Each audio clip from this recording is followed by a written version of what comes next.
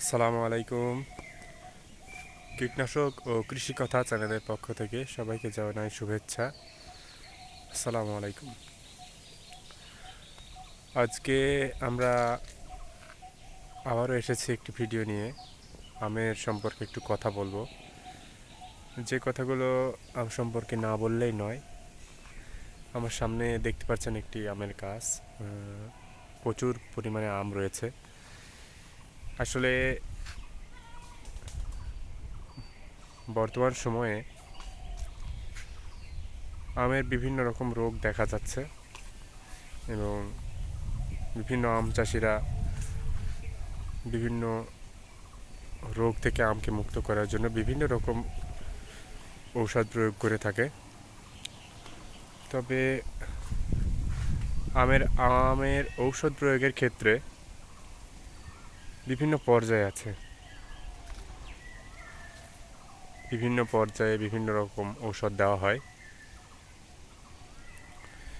বর্তমান আম যে পর্যায়ে রয়েছে এই পর্যায়ে একরকম ঔষধ, আবার যখন মুকুল হয় তখন একরকম ঔষধ, আবার যখন গুটি হয় তখন একরকম ঔষধ। তবে এই পর্যায়ে ঔষধ দেওয়ার জন্য সবচেয়ে উপযোগী যেগুলো হলো সেগুলো হচ্ছে সবিক্রণ, সঙ্গে আপনি জ্যাজ দিতে পারেন, এবং আরও যদি অন্য কোনো ছত্রাকনাশক আপনি দেবেন মনে করেন তাহলে জ্যাজের পরিবর্তে আপনি দিতে পারেন। তাছাড়া আপনি মাকড়নাশক দিতে পারেন, ভার্টিমেক। বিভিন্ন কোম্পানির বিভিন্ন রকম ঔষধ রয়েছে।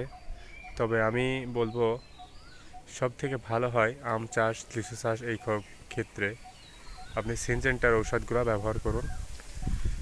ইনশাল্লাহ ভালো ফলাফল পাবেন বলে আমি মনে করি। সকলকে ধন্যবাদ।